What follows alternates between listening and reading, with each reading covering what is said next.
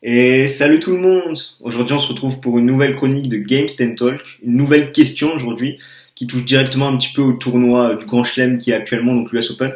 Donc c'est une question qui nous vient de Stan Lapage qui nous demande si Rafael Nadal a-t-il plus de chances de regagner l'Open d'Australie ou l'US Open, sachant que certes le Grand Chelem qu'il a le plus de chances de regagner c'était Roland Garros.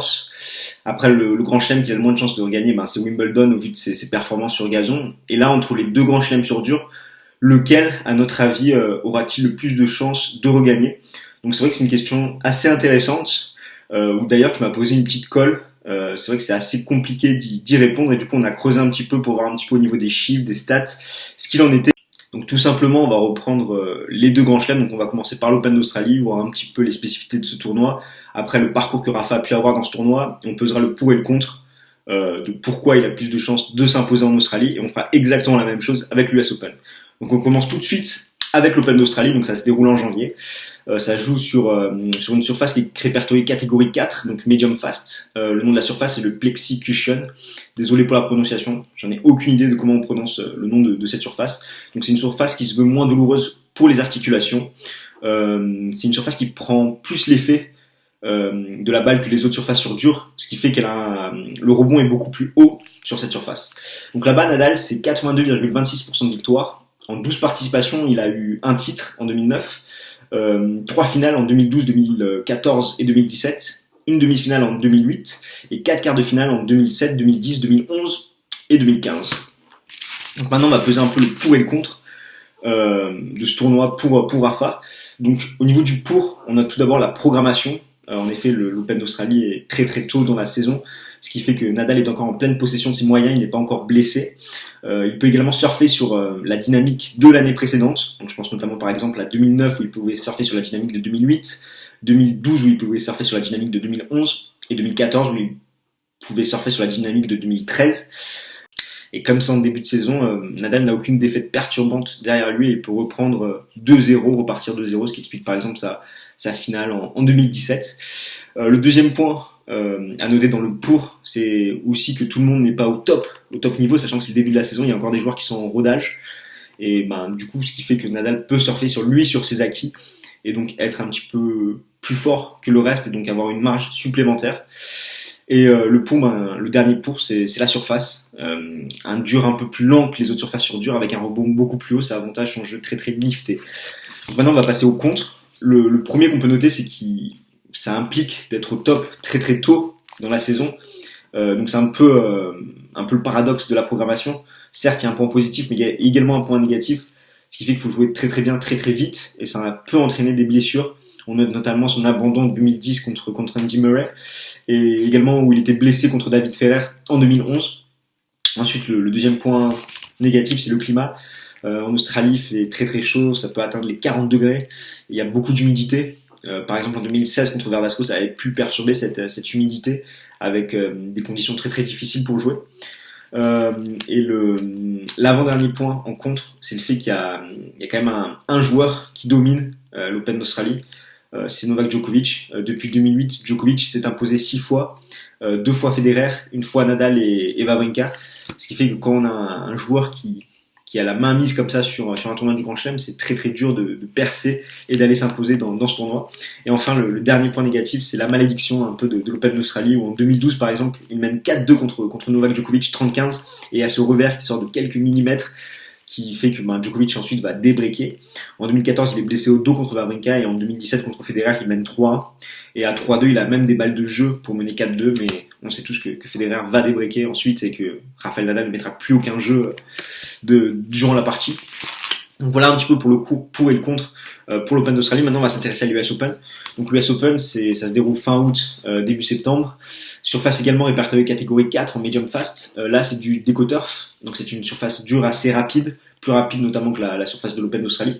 Et il y a un rebond beaucoup moins haut qu'en Australie, ce qui fait que ça avantage notamment les gros serveurs, les serveurs volleyeurs. Du coup, Nadal à l'US Open, c'est 82,14% de victoire, donc un petit peu moins qu'en Australie. En 12 participations, donc j'ai pas encore compté celle qui est en cours, sachant que Nadal est actuellement qualifié pour le deuxième tour où il jouera Taro Daniel ce jeudi. C'est 2 titres, 2010 et 2013, une finale en 2011, 2 demi-finales en 2008 et en 2009 et un quart de finale en 2006. Donc maintenant, on va s'intéresser un petit peu au pour et au contre, comme pour l'Open d'Australie. Donc au niveau du pour, on a encore une fois cette programmation, étant donné que ça se joue à la fin de l'année. Mais comme ça se joue à la fin de l'année, ce tournoi permet de surfer sur la confiance acquise au cours de l'année écoulée. Donc par exemple en 2008, 2010, 2011 et 2013, sachant qu'il a fait de très très bonnes saisons durant ces années, ça a permis de surfer sur cette vague de confiance et d'avoir des bons résultats à l'US Open. Ensuite, on peut noter, à l'instar de l'Open d'Australie, c'est que là, il n'y a pas de joueurs qui se démarquent à l'US Open, sachant que certes, il y a eu les 5 titres de Federer consécutifs entre 2004 et 2008, mais depuis 2009, si on regarde un peu les chiffres, Nadal s'est imposé 2 fois, Djokovic 2 fois, une fois Silic, une fois Wawrinka, une fois Murray et une fois Del Potro. Ce qui fait qu'il n'y a vraiment aucun joueur qui sort du lot et qui n'a la main mise sur ce tournoi. Et ce qui fait que c'est plus abordable pour Rafa d'aller s'imposer dans ces conditions-là. Par contre, si maintenant on pèse un petit peu le contre, on peut constater que sur ce tournoi, Nadal dépend beaucoup de son service. Par exemple en 2010 et 2013 où il s'est imposé. En 2010, la première fois du tournoi qu'il se fait breaker, c'est en quart de finale contre Fernando Verdasco. Et en 2013, la première fois qu'il se fait breaker, c'est en demi-finale contre Richard Gasquet. Ce qui fait que voilà, pour qu'il s'impose dans ce tournoi, il faut que Rafa ait un très très bon service. Donc voilà, c'est un paramètre non négligeable. Ensuite, la surface rebond beaucoup moins haut, ce qui fait que son jeu lifté prend moins. Et on peut également noter le paradoxe également de la programmation, sachant que certes, si on a bien joué durant l'année, on sort sur une vague de confiance, mais si on a mal joué, on a un manque de confiance quand on arrive à l'US Open, et donc ça peut se faire ressentir dans les résultats, par exemple en 2009, 2015, 2016.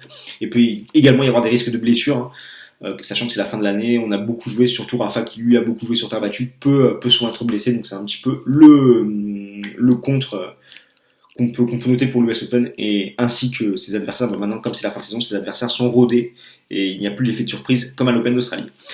Donc c'est bien beau tous ces chiffres, mais qu'est-ce qu'on peut en conclure? Donc si on s'intéresse un petit peu de plus près aux statistiques, on constate que si Nadal est en quart de finale à l'Open d'Australie, il a 11% de chance de décrocher le titre, alors qu'à l'US Open, s'il est en quart de finale, il a 33% de chance de décrocher le titre à la fin, ce qui fait qu'il a 3 fois plus de chances en étant au stade des quarts de finale de gagner l'US Open que l'Open d'Australie. Donc c'est un peu la conclusion qui en ressort de tout ça, c'est que Nadal a plus de chances d'aller loin à l'Open d'Australie qu'à l'US Open. Ça c'est un fait au niveau de ses performances, il est plus souvent allé loin à l'Open d'Australie qu'à l'US Open, mais quand Nadal va loin à l'US Open, ce qui arrive certes moins, mais quand il va loin, il a plus de chances de décrocher le titre final. Et ce qui explique notamment ces 3 finales pour 2 titres, alors qu'à l'Open d'Australie, c'est 4 finales pour un seul titre. Donc voilà, en espérant avoir été assez clair, sachant que ça reste une question délicate. Je suis curieux de connaître vos avis sur la question, donc n'hésitez pas dans les commentaires à faire part de votre avis. Si tu as aimé la vidéo, n'hésite pas à mettre un pouce bleu, ça fait toujours plaisir, à t'abonner à la chaîne, à nous suivre sur les réseaux sociaux, Twitter, Facebook, Instagram. Nous on se retrouve très très vite pour de nouvelles aventures. Salut tout le monde!